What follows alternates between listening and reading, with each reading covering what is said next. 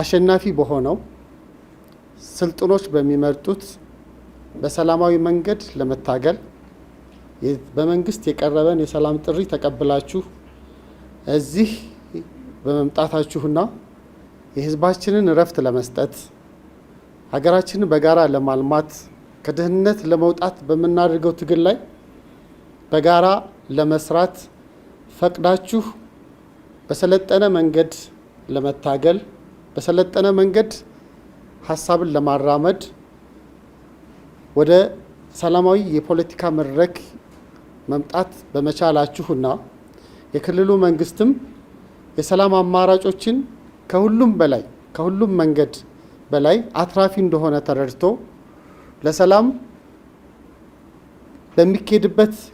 በየትኛውም መንገድ ለሰላም ለሚመጡ ኃይሎች የዘረጋውን እጅ ያልተቆጠበ እጅ እና በሰላምን መርጠው ለሚመጡ ወንድሞቻችንን አቅፎ በመቀበል የልማት ኃይል ለማድረግ እየሄደበት ባለው ሁኔታ ሁለቱንም ቆራጦች፣ ደፋሮች፣ የሰላም አርበኞች ላመሰግን ወዳለሁ። እንኳን ደስ ያላችሁ። ሀገራችን ኢትዮጵያ ካለፈችው የፖለቲካ ታሪክ አንጻር ብዙ ያልፈታናቸው ለህዝባችን ልንመልሳቸው የሚገቡ የልማት፣ የመልካም አስተዳደር የተለያዩ ጥያቄዎች ሊኖሩ ይችላሉ። እነዚህ ግን በእኛ ለሁላችንም አሁን ላለነው ትውልዶች ሰርተን ለፍተን ጭቃ ነክተን ጭቃ ቡክተን በጋራ ሰርተን የተሻለች ኢትዮጵያ ለትውልድ ለማድረግ የምንረባረብበት ዘመን ላይ እንገኛለን። አባቶቻችን የሰሩልን መልካም ነገሮችን አጠናክረን ክፍተቶችን አርመን አብሮነታችንን አጉልተን አጠናክረን ለነገ የተሻለች ትውልድን ከፍ ማድረግ የምትችል ኢትዮጵያን ለመገንባት መረባረብ ይኖርብናል። ይህ ዘመን ያለንን አቅማችንን በጋራ አዳምረን አንዱ ለአንዱ ድጋፍ ሆኖ ሰርቶ ከድህነት ለመውጣት የምናደርገውን ትግል የምንተጋበትና የምንሰራበት ዘመን እንጂ ኋላ ቀር በሆነ መንገድ አንዱ ሌላኛውን ገሎ የሚፎክርበት ዘመን አይደለም። በመግደልና በመሞት የሚሟላ ወይም የሚሳካ ፖለቲካ ፍላጎት የለም። አሸናፊ መሆን ከፈለግን ዓለም ስልጥኖች በደረሱበት ሰላማዊ የፖለቲካ ትግል ውስጥ መግባት፣ ህዝባችንን ማልማት፣ ለህዝባችን ለትውልዳችን የሚበጀውን መስራት እንጂ ለትውልዳችን ለሚቀጣዩ ትውልድ መማሪያ የሆኑትን አቅም የሚሆኑትን መሰረተ ልማቶችን ማጥፋት፣ እድሎችን ማጨናገፍ አይገባም። ህብረታችን መደመራችን ለልማት መሆን መቻል አለበት። አንዳንዴ የኢትዮጵያን እድገት በማይፈልጉ አካላት ማደጋችን፣ አብሮነታችን፣ ጥንካሬያችን ስጋት ለሆኑባ አካላት ራሳቸው እንኳ ኃይላቸውን ሰብስበው ምንም ማድረግ በማይችሉ ትናንሽ አካላት አጀንዳ ተቀብሎ ኢትዮጵያን ለማጥፋት ህዝቦቿን ለመጉዳት ወደፊት መንቀሳቀስ በታሪክም በትውልድም ተጠያቂ ያደርገናል። ስለዚህ ይህ መንገድ ሌሎችም በጫካ ላይ ያሉ ወገኖች ሊከተሉት የሚገባው አትራፊ መንገድ ነው። በአሁኑ ሰዓት በተለያዩ በሀገራችን ክልል እንዲህ ፍላጎትን በሰለጠነ መንገድ በመድረክ ማስተላለፍ በመነጋገር መፍታት እየተቻለ ያለውን የፖለቲካ አውድ በመጠቀም ሀሳብን፣ ፕሮግራምን ለህዝብ ሽጦ የፖለቲካ ስልጣንን ማግኘት የሚቻለው መድረክ ክፍት ሆኖ ባለበት በዚህ ዘመን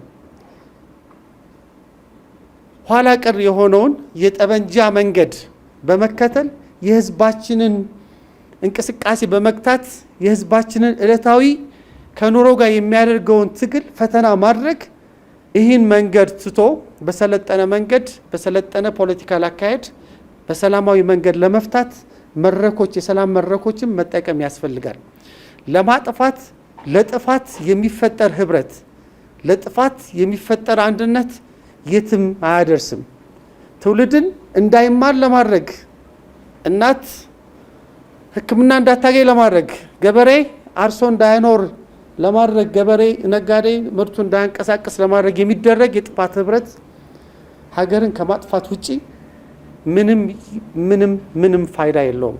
ስለዚህ ምርጫው ሁለት ምርጫ አለ።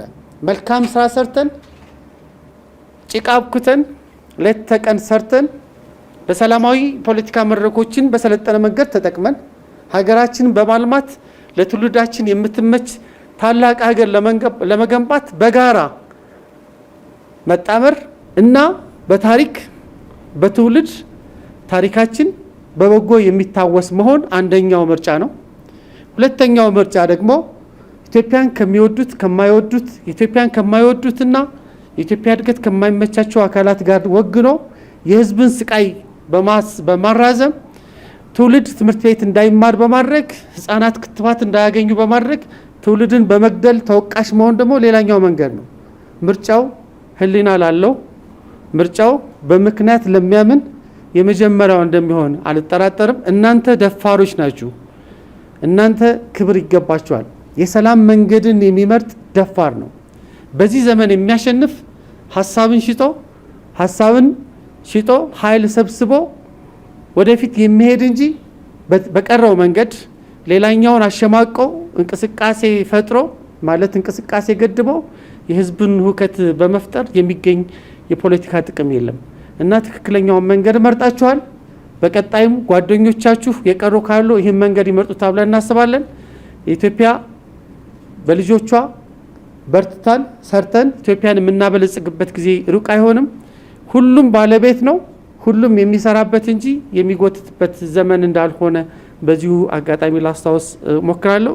ይህ መድረክ እንዲሳካ የሰላም መንገድ ሰላም አሸንፋ እንድትመጣ በሂደቱ ላይ ከፍተኛ አስተዋጽኦ ያደረጋችሁ አካላትን በሙሉ አመሰግናለሁ።